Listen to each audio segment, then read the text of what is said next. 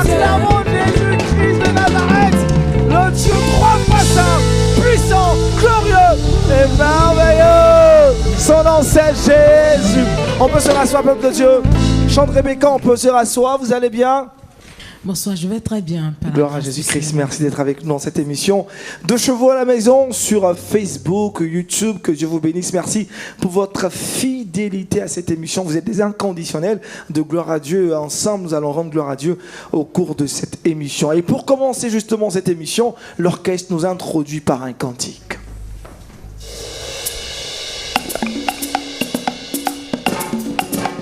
Oh Seigneur, nous te sommes reconnaissants ce jour. Merci pour tes bienfaits dans nos vies. Alléluia.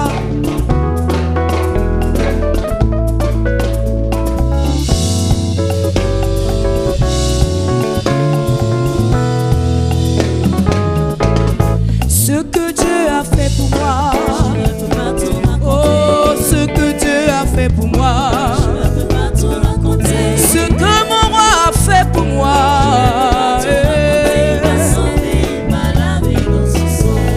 Ce que Dieu a fait pour moi, ce que Dieu a fait pour moi, ce que Jésus a fait pour moi. Oh, par lui je vis, je vis, je vis. Par lui je vis, oh je vis, je vis. Oh, par lui je chante, je chante, je chante. Par lui je chante, oh je chante, je chante. Oh, par lui je danse, oui je danse, je danse.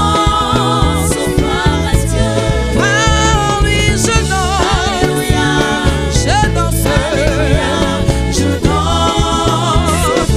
Ah, nous te disons merci Seigneur pour tes bienfaits dans nos vies. Tu as tellement fait pour nous Seigneur que nous ne pouvons pas raconter tout Seigneur. Alléluia. Oh, par lui je vis, oh je vis, je vis. Par lui je vis, oui je vis, je vis. Par lui je vis, je vis, je vis. Par lui je vis, je vis. Acclamons Jésus. Par lui nous vivons, par lui nous vivons, par lui nous vivons, par lui nous vivons. Son nom c'est Jésus. On peut se rasseoir. Waouh, quelle atmosphère de louange dans cette émission. Gloire à Dieu, vous recevez votre miracle pendant que vous suivez cette émission. Chante Rebecca Yafou, le Seigneur a fait tellement de bonnes choses dans vos vies, dans votre vie, que vous voulez partager avec nous ce que Dieu a fait pour vous. Oui, le Seigneur a fait tellement de choses que je ne pense pas que je vais pouvoir raconter toutes ces choses-là aujourd'hui parce que il en a fait assez. C'est pourquoi on dit je ne peux pas tout raconter, la chanson oui. a bien dit. On vous écoute. Donc, par quoi ça a commencé déjà depuis vos débuts? Faut dire que je suis née d'une mère chantre. Ouais, ma mère, que je salue au passage, la chante Wairo Goï Chantal. Et mon père qui est décédé quand j'étais encore petite, papa Niafou Niaoré Pierre. Et quand je vivais avec maman, mes frères et mon père, c'était pas facile. Mon père travaillait, mais à ma naissance, quelques années après ma naissance, mon père il a perdu son travail, donc il ne travaillait plus. Et c'était vraiment, vraiment difficile. Après ça, c'était compliqué même pour payer la maison. J'avais, je crois, 6 ans. C'était compliqué pour payer la maison. Donc, papa nous a confiés à ses sœurs et on était vraiment dispersés. On était dispersés parce que ça n'allait plus. Et maman s'est retrouvée à San Pedro. Et là-bas, elle puisait l'eau des maçons.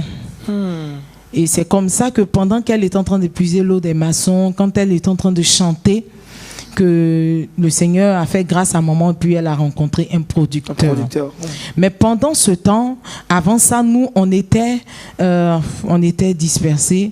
Moi, j'étais chez la sœur à mon papa, que je veux saluer, qui est partie en voyage. Elle est partie en Europe après. Et je suis restée là. C'était tellement compliqué. Je ne savais où aller parce que à la base, je suis quelqu'un de très timide. C'est le ministère qui a fait que j'arrive à m'exprimer facilement. Sinon, avant, c'était vraiment difficile de m'exprimer. Et c'était tellement difficile que je n'arrivais pas à dire ce que je ressentais au plus profond de moi parce que je n'étais qu'un enfant. Et j'ai fugué. J'ai fui la maison de ma tante puisque ma tante n'était pas là, elle était partie en Europe. Et j'ai fui. Je me suis retrouvée avec les enfants qui étaient dans la rue. Et quand je me suis retrouvée là-bas, je me sentais un peu plus mieux parce que je me disais que c'était des enfants comme moi. Et je partais là-bas la journée, je me promenais là-bas. Je partais même plus à l'école parce que c'était compliqué financièrement. Et quand je quittais là-bas les nuits, je retournais encore dans la maison de ma tante jusqu'à ce que ma mère vienne à Abidjan et elle a commencé à nous chercher. J'ai mon grand frère Moyo, le prédicateur, que je salue au passage, le chantre, qui dormait aussi dans un salon de coiffure.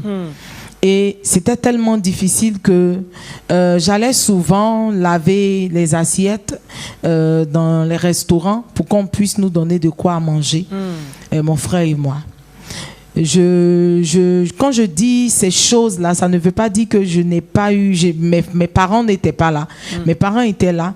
Mais je veux qu'on comprenne quelque chose. Quand tu as une histoire avec le Seigneur permettra que tu passes par un chemin et il permettra que des personnes qui sont à mesure de t'aider même puissent même... ça puisse les échapper. De le faire. Voilà. Pas que ces personnes-là t'ont abandonné, mais c'est dans le plan de Dieu.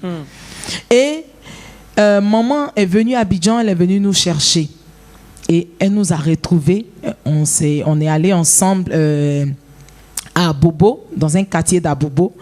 Et quand nous étions là-bas, maman tournait avec l'album qu'elle a sorti par la grâce de Dieu, qui a eu du succès en 99, si je ne me trompe pas. Oui.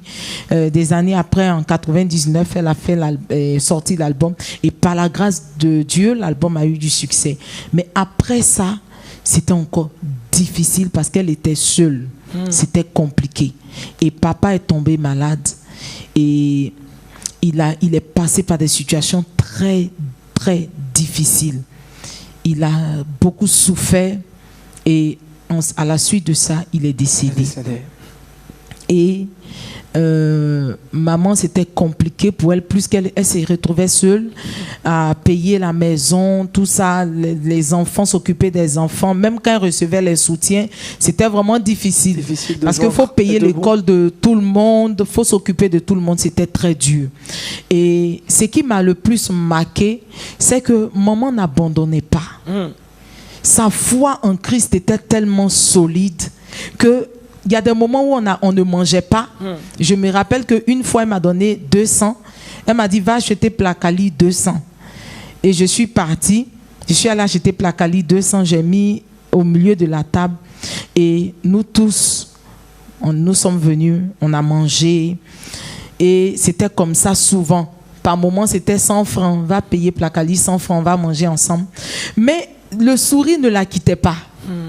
Et une fois, je lui ai demandé, mais maman, avec tout ce qu'on traverse là, quand tu t'assois sur la terrasse, tu es tout en train de chanter. Et elle m'a dit, je suis en train d'écrire mon histoire. Yes. Mais il arrivera un moment où tu seras en train d'écrire ton histoire. Et j'ai ce sourire là pour que tu comprennes que quand tu as Jésus dans ta vie, la chair, le corps là, physique ne te dit plus rien. Amen. Mais Jésus il remplit ton âme de joie. Amen. Et je suis dans la joie parce que je sais qu'un jour, ma situation va changer. Et un jour, votre situation va changer. Mais je tiens bon pour que quand tu seras en train d'écrire ton histoire, tu puisses aussi tenir bon. Tu puisses aussi avoir ce sourire-là sur le visage. Et quand elle m'a dit ça, bon, j'étais encore un enfant, donc je n'ai pas considéré vraiment ce qu'elle disait. Mais elle nous enseignait toujours Jésus, Jésus, Jésus. Elle nous disait, tout ce que je peux vous donner de plus précieux, c'est votre foi en Jésus. Attachez-vous à Jésus.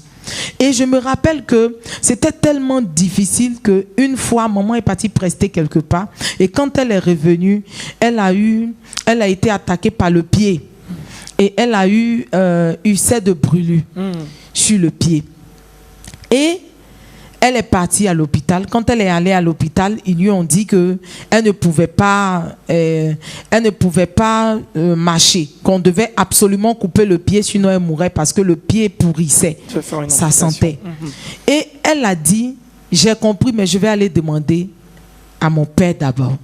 Et quand elle est revenue, le médecin lui a dit avant ça que si on ne coupe pas ton pied, tu vas mourir. Elle dit, j'ai compris, je vais aller demander à mon père. Parce qu'il ne m'a pas dit que je vais le louer avec un pied. Et quand elle est revenue, elle a pris un moment de jeûne et elle a commencé à prier. Okay.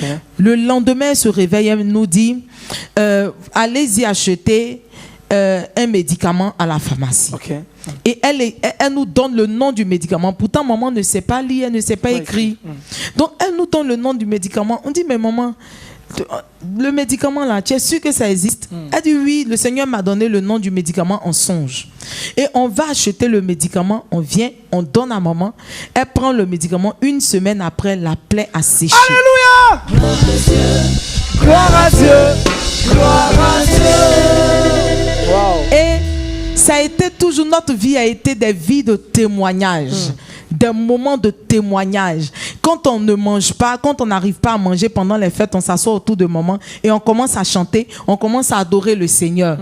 Et après, il y a eu les moments de choses, de troubles dans le pays. Nous nous sommes retrouvés dans une église à Angré et on dormait dans l'église à même le sol. C'était difficile. On n'arrivait même pas à manger. Par moments même, on taillait les maniocs pour manger comme ça. Les maniocs crus pour manger comme ça. Et maman me disait toujours, c'est mon histoire, mais tu vas écrire ton histoire. Parce que tu as appelé à servir Dieu. Et après cela, je bénis le nom du Seigneur parce que aujourd'hui, maman est en Europe et par la grâce de Dieu, tout va bien. Et il arrive maintenant que moi, maintenant, je suis appelée à écrire mon histoire. Je me marie avec un homme qui ne travaille pas encore.